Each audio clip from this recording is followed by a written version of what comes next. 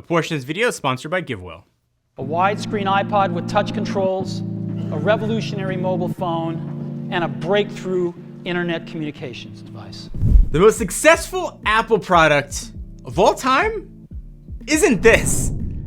I think it's something that you wouldn't think about. I'm a nerd, and I embrace my nerdiness, and I spend a lot of time imagining what would have happened in the tech world if things had veered in different directions. Think of it as the tech multiverse. And you think about Apple's most popular platform they have right now, their most popular product, so to speak, it's the App Store. But Apple kind of fell backwards into the App Store. If you remember back in 2007 when the original iPhone launched, it was all about web apps. So what would the world look like if Steve Jobs didn't give in to a third-party app store? What would the tech space look like? And before I get there, just a little bit of history. So if there weren't supposed to be like apps as we know them right now, like what was there? You can write amazing Web 2.0 and Ajax apps that look exactly and behave exactly like apps on the iPhone. I think perhaps we all forget, or maybe you don't remember, that the iPhone was a really simple phone, the original iPhone. There were a ton of features missing. There are obviously no third-party apps, but even simpler, there was no MMS, there was no video recording, there was no copy and paste. I can go on and on. The phone was a very basic phone that did only what Apple wanted it to do. But instead of opening it up and letting third parties sort of just have at it like Android did, Apple and Steve Jobs initially leaned into web apps, leveraging sort of the really revolutionary at the time mobile Safari browser and the new features that were around in 2007, like HTML5. And Apple really did a great job implementing this for what it was. Not only could you do things like bookmark websites and then sort of even have them transform themselves into apps or icons on your home screen, plus web apps were able to tie into the Safari APIs so you could call phone numbers, get location, even though the app itself wasn't native. But that wasn't enough. Developers, let's say, weren't jazzed about developing what was generally referred to by them as silly web apps. They wanted more, and Apple ultimately gave in. The App Store is going to be the exclusive way to distribute iPhone applications directly to every iPhone user. And it was released in 2008, and obviously, I think it did pretty well. And the App Store is arguably the reason the iPhone and later the iPad were as successful as they are and were. The iPhone hardware was great and it was fun to use, especially compared to other phones on the market, but you actually did with it wasn't all that different from every other phone. But the apps really changed that. So now obviously you've got access to games, utilities, creative apps, all running natively on your phone. But as I tend to do, I like to kind of wonder what the world would be like if the web model had succeeded, and the tech world, obviously. What if Apple really put all their eggs in that web app basket? Or just what if Steve Jobs didn't give in? So I think first, the iPhone would be way slower to get adopted. And one of the main reasons development was embraced with it was because the App Store was a new revenue model. If you made an app for the iPhone, you could share in 70% of that money, and it was an easy platform to try. Plus, the iPhone was still a very popular phone at the time, so it made sense to develop for one device rather than a bunch of different phones that were on the market and had their own app stores. And it's, in a lot of ways, still a similar story today.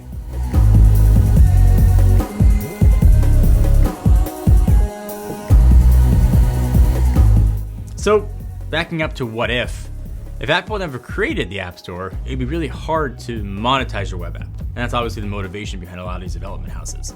Really, you'd have to rely on ads. And it probably would work fine for some of the bigger names out there. It certainly wouldn't have been like the Wild West bonanza that it ended up being. And in turn, I think less people would probably get less excited about the iPhone.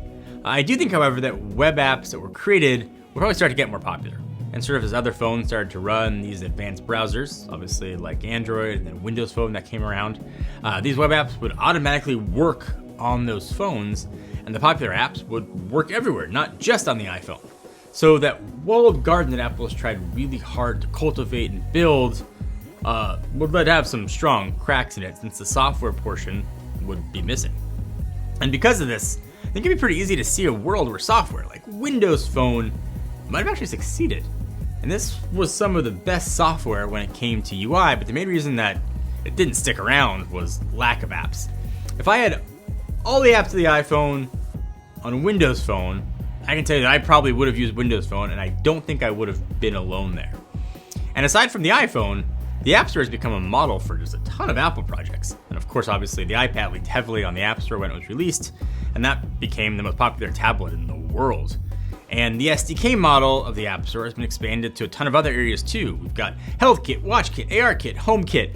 These are all sort of development platforms that stemmed from that App Store. So there are obviously a lot of apps to choose from, and all those apps are awesome, but none of those apps are going to help make the world a better place like this video sponsor GiveWell is setting out to do. The company spends over 20,000 hours each year researching charities, and they choose to back those charities. And they pick incredible charities, things for health, for poverty, for water and hunger, things that are sort of universally needed in the world. So I was pretty excited to partner with them. So there are a lot of charities to choose from, and you could certainly make your donations directly to them. But the benefit of going through GiveWell is they're constantly doing research and tracking these charities, seeing which ones are closest to hitting goals that can actually have tangible impacts. And that's where they're donating that money to at that minute. Like I said, 20,000 hours a year are spent targeting each charity, seeing how close they are, so I can sort of get the most tangible benefit for the dollar. I think one of the most important things to know here too is that GiveWell is not taking a cut of your donation. If you're donating $20, that charity is going to get your full $20. So GiveWell is actually matching the first $250 that get donated from this video, which is awesome. If you feel you're in the mood to give this holiday season and you have the means to do it, hit the link down below and use code John Rettinger. Now, I know a lot of you might not remember the original iPhone. It came out in 2007. Maybe you were little or not born, but it was a giant deal at the time. Again, this is pre-Android. The competition looked so antiquated compared to what this was. Now, that was all fine. We talked about that at length, but the next iPhone, the iPhone 3G that got the App Store, I remember waiting in line for that phone. I had the new version of what was called iPhone OS at the time on my original iPhone, and the very first app I downloaded from the App Store was, this goes to show how long ago this was, AOL Instant Messenger. And it was a huge deal to see another icon on the phone. It seems so commonplace right now, but that was a giant deal. And you think about things right now, what seems like a giant deal, it's going to seem so commonplace in 10, 15 years. And the things that jump up, I think, are foldables. That's going to be something that we're going to see a lot of, or at least different designs, whether it's going to be rollable, foldable, bendable, whatever it ends up being. I think that's something that's going to be totally commonplace. It's going to be interesting to look back and see what's new now is going to be expected in a few years. Whatever that is, the original iPhone and the App Store set the stage for the modern smartphone world. And whether you're on Team Apple, Team Android, or just don't care, you gotta pay homage and respect to the OG device that laid the foundation for everything that we've got now in the mobile world. Think about all the things you do on your phone right now.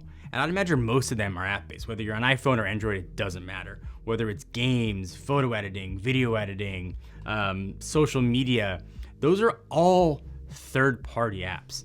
And if Apple hadn't made this change, if web apps had kept going and sort of been the de facto thing, it would have been interesting to see what features wouldn't have been there. The world has been changed by the App Store in a very real way, and it's hard to imagine what the world would look like without it.